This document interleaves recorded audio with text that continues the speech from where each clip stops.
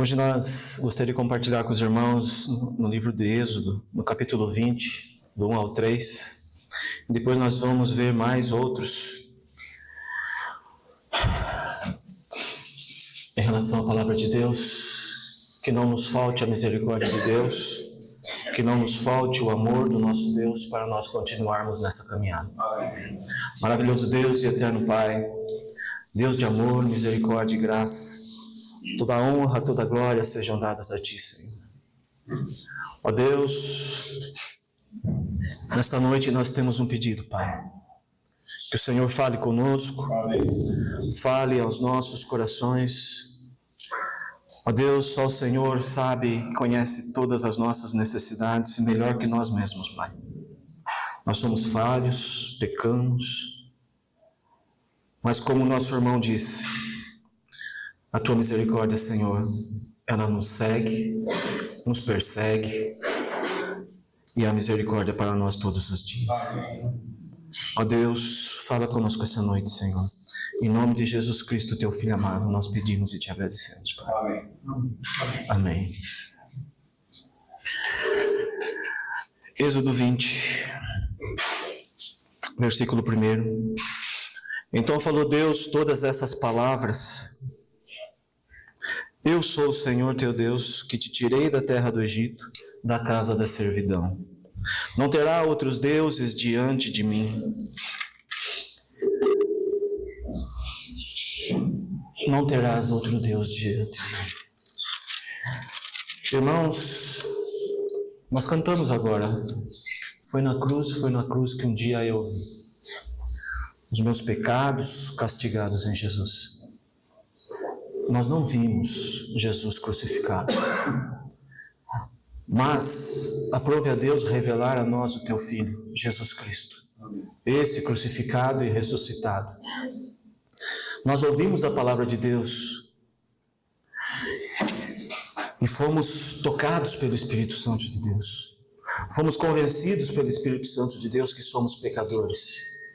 Nós pecamos todos os dias, se não em ação, em pensamento, em palavras que dizemos sem perceber.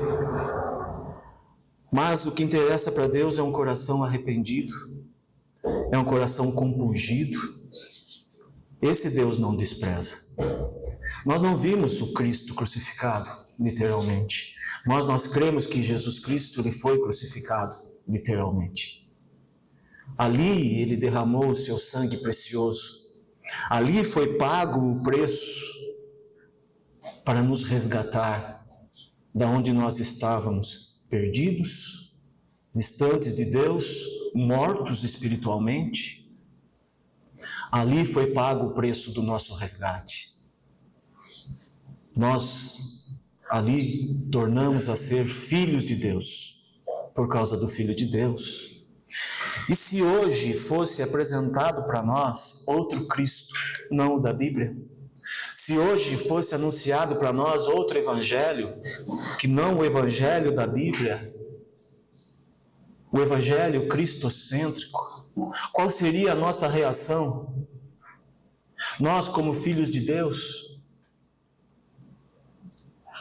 nós temos ouvido muitos, eu principalmente ouço muito, mas graças a Deus o Senhor me dá sabedoria para ser como os bereanos, para poder examinar e ver se aquilo que eu ouço é realmente vindo da palavra de Deus, se realmente tem algum sentido com a palavra de Deus. E às vezes nem mesmo aquilo que nós falamos é para que os irmãos concordem no todo, mas que os irmãos também, ao ouvir a palavra de Deus, e principalmente daquele que hoje vos fala, examine as Escrituras. Não tome por verdade absoluta, mas tome sim as Escrituras por verdade absoluta. Porque aqui, como diz a palavra de Deus, então falou Deus todas essas palavras, e nós podemos então crer que tudo aquilo que está escrito foi por Deus anunciado escrito através de homens escolhidos pelo Senhor, escrito segundo a vontade de Deus, homens conduzidos pelo Espírito Santo de Deus, palavra inspirada, palavra verdadeira. E se nós ouvíssemos hoje outro anúncio de um outro Cristo, com certeza nós não creríamos. Porque conforme nós cantamos, nós vimos os nossos pecados ali, imputados em Cristo, nós vimos pela fé. É pela fé que nós estamos ainda nesta caminhada. A fé que não é propriamente de nós mesmos, mas é dom de Deus, é dádiva de Deus, é graça de Deus, é misericórdia de Deus. Porque nós mesmos, nos nossos delitos e pecados, antes de conhecer o Cristo Salvador, nós não tínhamos capacidade e condição nenhuma de crer nesse Cristo crucificado. Por isso nós estamos alicerçados na rocha. E mesmo que anunciem e falem outras coisas que não está na Bíblia, nós não cremos. O que nós cremos é na palavra de Deus, escrita e anunciada pelo próprio Deus. Esse Deus que escolheu a igreja, a qual nós fazemos parte para anunciar a tua palavra. Os anjos, eles anelaram e anelam perscrutar sobre o Evangelho e anunciar, mas Deus deu esse privilégio a nós, irmãos. Por isso o Senhor diz: eu sou o Senhor teu Deus que te tirei da terra do Egito, da casa da servidão. Isso é o que Deus fez por nós. Não foi somente o povo de Deus escravo no Egito. Nós éramos escravos do pecado, escravos do sistema mundano, escravos, irmãos, de nós mesmos, da nossa carne, escravos em querer todo instante fazer a nossa vontade. Mas o Senhor está dizendo: eu sou o Senhor teu Deus que te tirei da terra do Egito, da casa da servidão. O Senhor nos resgatou, nos tirou desse mundo perverso. Nós não fazemos parte desse mundo, irmãos. Não. Nós somos celestiais. Temos as nossas dificuldades, sim, porque ainda estamos aqui, habitando nesse tabernáculo. Mas chegará o dia em que o Senhor nos libertará desse tabernáculo. Estaremos presente a Ele na glória por toda a eternidade. Eu anelo por este momento, irmãos. Eu anelo por este momento. Eu anelo estar com Cristo. Por isso, irmãos, é que nós devemos pensar e reavaliar todo instante da nossa vida o que esse Cristo tão maravilhoso fez por nós. Ele deu a sua vida ali na cruz. Agora imagine se você estivesse lá em Jerusalém e tivessem a coragem de estar perante a crucificação de Jesus, porque os seus discípulos não tiveram coragem. Não foi só Judas que traiu a Cristo, não. Todos traíram. Mas João estava lá. João acompanhou desde o momento da prisão de Cristo até a sua crucificação. João estava lá. Aquele que era tido como o apóstolo do amor estava lá, aos pés da cruz. Se nós tivéssemos essa oportunidade de estar lá, qual seria a nossa reação? O que nós diríamos naquele momento? Cristo, o Filho de Deus, foi revelado e confessado ali por aqueles que não o conheciam, por aqueles que não entendiam nada. Mas quando ele diz lá na cruz: Pai, está consumado, nas tuas mãos entrego o meu espírito, houve trevas sobre a face da terra. E aquele soldado batia no peito e confessava: esse verdadeiramente é o Filho de Deus. O que nós diríamos, irmãos, se nós estivéssemos lá no momento da crucificação de Cristo? Saber que nós é que éramos para estar lá, mas Ele tomou o nosso lugar, porque Ele nos amou primeiro. Não terá outros deuses diante de mim? Não terá outros deuses diante de mim. O Senhor é único, santo e verdadeiro. Esse Deus que habita em nosso coração, através do teu Santo Espírito, que é Deus, Ele é único, santo e verdadeiro. Por isso, irmãos, se em algum momento da nossa vida algo nos afasta de Deus, o Espírito Santo nos constrange. E quando o Espírito Santo nos constrange, cabe a nós voltar correndo aos braços do Pai. Mas como o irmão citou aqui no Salmo 23:6, a misericórdia de Deus me segue todos os dias, me persegue todos os dias. O Senhor está comigo todos os dias. Há momento de fraqueza? Sim. Há momento de dificuldade? Sim. Há dificuldade em ouvir? Sim. Há dificuldade em entender? Sim. Por isso que cabe ao corpo da igreja orar pelos seus todos os dias. Um irmão orando por outro irmão, clamando a misericórdia de Deus sobre a vida dos nossos irmãos, e juntos caminharmos, um ajudando o outro, um carregando a carga do outro, porque o destino é único, é a eternidade com Deus. Imagina aqueles irmãos, quando nós lemos os salmos de romagem, eles indo para Jerusalém, percorrendo toda aquela distância, toda a dificuldade, poderiam ser atacados por feras, salteadores, mas eles iam cantando salmos, eles iam salmodiando ao Senhor e ajudando um ao outro, para que juntos chegassem em Jerusalém e ali estivessem na presença do Deus, do Pai.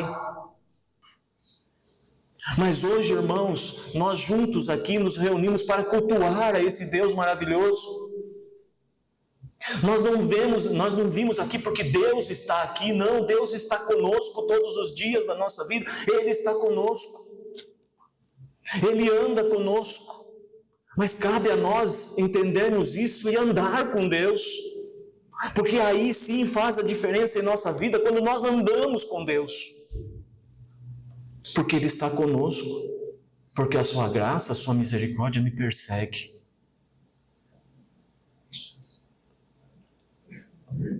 Em Deuteronômio 6 vai dizer: ouve, ó Israel.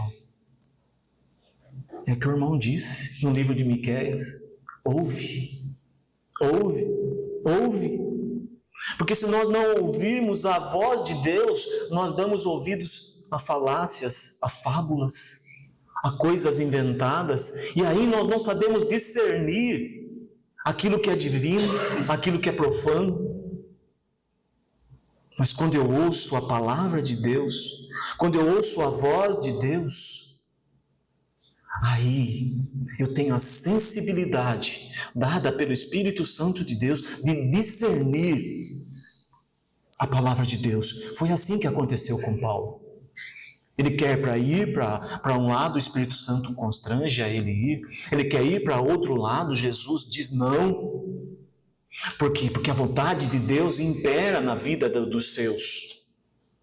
Paulo, você vai levar o evangelho lá? Não, mas não é lá, e não é lá, é lá. É na Macedônia que você vai. Há necessidade urgente de anunciar o evangelho na Macedônia. E paz, meus irmãos. Esse evangelho que Paulo levou na Macedônia, ele atingiu toda a Europa, e veio atingir as Américas, E se nós ouvimos hoje o Evangelho de Deus, é porque Deus mandou Paulo à Macedônia anunciar o Evangelho. E aí o Evangelho disseminou. Se Paulo ficasse naquela região que ele estava, o Evangelho talvez não chegaria à Macedônia, não chegaria a toda a Europa, não viria para as Américas. Mas percebe que a misericórdia de Deus nos segue todos os dias.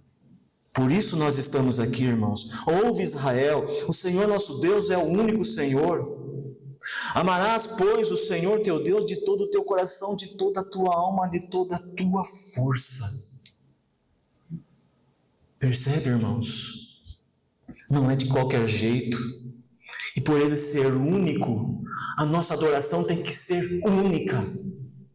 E atingir todo o nosso ser, atingir o nosso coração, atingir a nossa alma.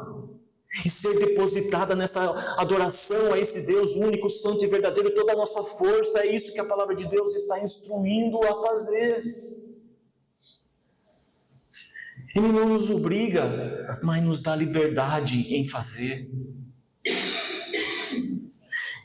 E em Mateus 22, irmãos,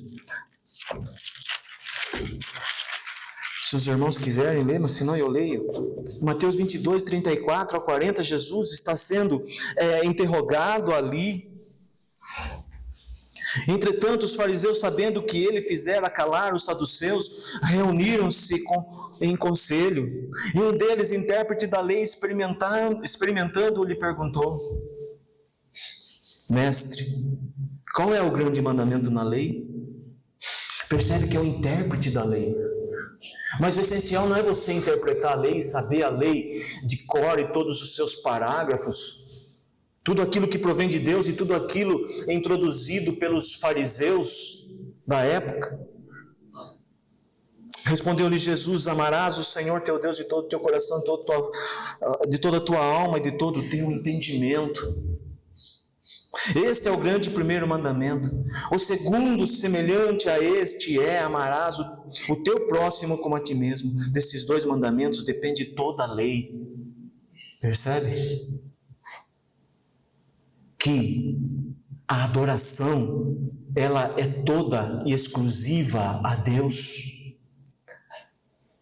Não há dois caminhos, é um só caminho. O mandamento principal: amarás o Senhor teu Deus de todo o teu coração. Jesus está citando ali Deuteronômio. Jesus cita a palavra, ele é confrontado, ele é testado, ele responde com a palavra, ele é tentado, ele responde com a palavra. Porque não há condição de você continuar nessa caminhada se não for através da palavra de Deus.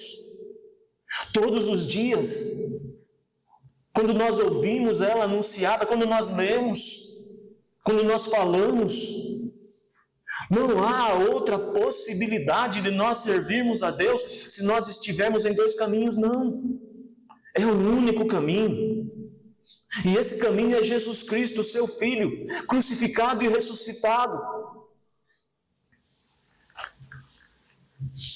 Jesus vai dizer lá em Mateus 6, olha, não acumuleis para vós outros tesouros sobre a terra, onde a traça e a ferrugem corrói, e onde ladrões escavam e roubam. Isso aqui é a atitude do ímpio. É a atitude de um homem desprovido da presença de Deus, da vida de Cristo.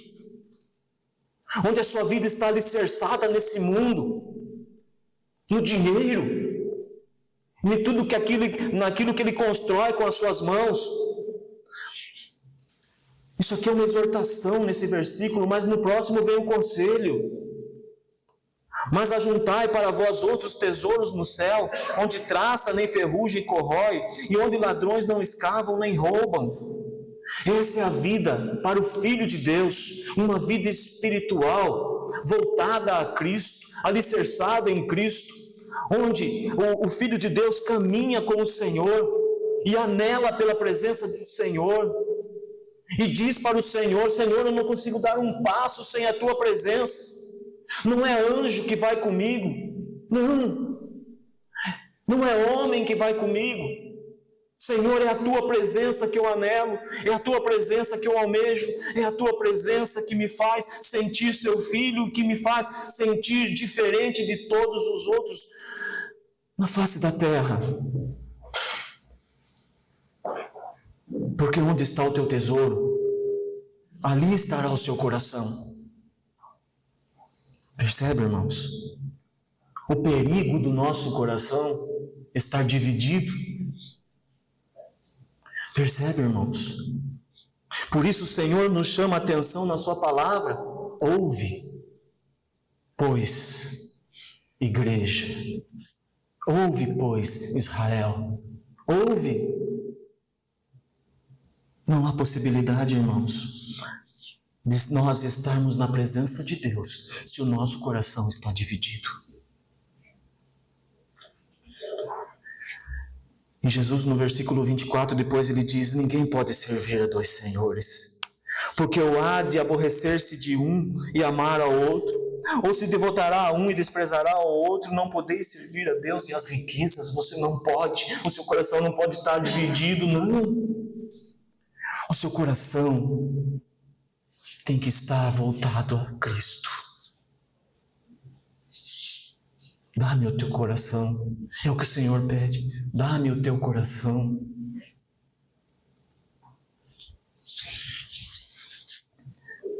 É perigoso, irmãos, nós dizermos que nós somos filhos de Deus, cristãos, se o nosso coração não pertence ao Senhor. Não é possível, irmãos, que o nosso coração esteja cheio do Espírito Santo se ainda há resquícios de iniquidade e de coisas vãs habitando ainda em nosso coração, a qual nós damos valor. Não. Só há uma coisa valiosa para o Filho de Deus, é a presença do Espírito de Deus na sua vida. É saber que o Espírito Santo de Deus nos conduz e que um dia nós estaremos com o nosso Cristo na glória. Amém. E o veremos face a face, estaremos com Ele por toda a eternidade. Paulo diz, imagina a vontade de Paulo de estar com Cristo, que ele chega a dizer: eu estou, não sei o que dizer, porque eu anelo estar com Cristo, o que é muito melhor. E eu digo isso, é muito melhor estar com Cristo, porque esse mundo nos esmaga. E se nós atrelarmos a esse mundo, o fardo será de tal maneira tão pesado que nós vamos parar na beira do caminho. E essa não é a conduta do Filho de Deus. E Paulo diz: eu anelo estar com Cristo, que é muito melhor. Mas habitava em Paulo um coração onde o amor de Deus habitava, e ele diz: por causa de vós, eu ficarei mais um pouco. Mas ele avisa: a minha vontade é estar com Cristo. É estar com Cristo, o que é muito melhor. O coração dividido é perigoso, irmãos. Naamã vai à presença de Eliseu. Ele é doente, leproso. Eliseu, ele diz: olha, avisa lá Geazi para ele mergulhar 7 vezes no Jordão e ele vai ser curado. E ele reluta em fazer isso, mas ele é convencido pelo seu servo. E ali ele faz o que o profeta orientou. Por 7 vezes ele mergulha no Jordão, na 7ª vez ele levanta curado. E ele vai agora, volta até o profeta e oferece dinheiro, oferece riqueza. Eliseu diz: não. Não. Porque Eliseu sabe que não foi ele que curou Naamã, foi Deus que curou. Eliseu não confunde as coisas. Ele não traz em si um coração dividido. entre o que é celestial e o que é terreno. Não. Eliseu tem um alvo definido. Mas Geazi não. Geazi corre atrás de Naamã. Ele está todo o tempo ao lado de Eliseu, ouvindo e vendo tudo aquilo que o Senhor diz ao profeta e faz através do profeta, mas ainda ele não tem um coração centrado em Deus, na misericórdia e na graça de Deus. Ele ainda tem um coração dividido. E ele corre atrás de Naamã, buscando uns trocados ali, modo de dizer. Ele volta com muito dinheiro, com veste e festivais. Mas é interessante, irmãos, que tudo começa pela cobiça. Tudo começa pela cobiça. Naquilo que os nossos olhos veem, naquilo que eu começo a pensar e olhar para aquilo.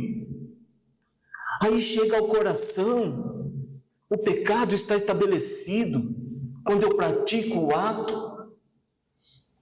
Mas Geazi, ele tem um coração dividido. Mas o juízo de Deus vem, ele herda a lepra de Naamã.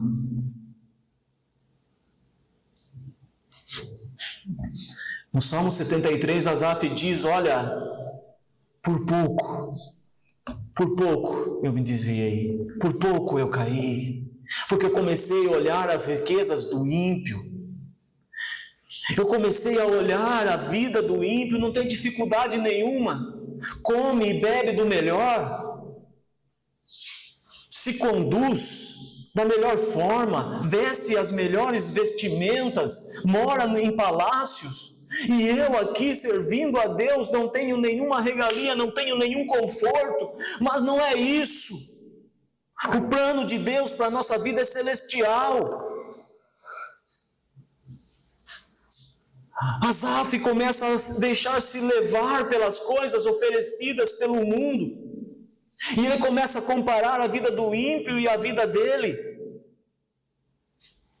Irmãos, olha o perigo. Mas ele diz: quando eu entrei no templo, ali eu compreendi tudo, e ali eu observei o fim deles. Não é possível, irmão, que nós não entendamos isso. Ali deixou estabelecido há dois caminhos: o da perdição, que hoje nos oferece tudo, o celestial, que hoje nós temos dificuldade, mas somos amparados por Deus, mas que um dia nós desfrutaremos com Ele de todas as delícias celestiais com Ele por toda a eternidade. É o rico no inferno, é o Lázaro no seio de Abraão, onde o rico tem tudo aqui, Lázaro come das migalhas enquanto está aqui, mas Lázaro tem conforto no seio de Abraão, e o rico está no inferno, clamando por um dedo molhado na sua língua para refrescar toda a sua tribulação.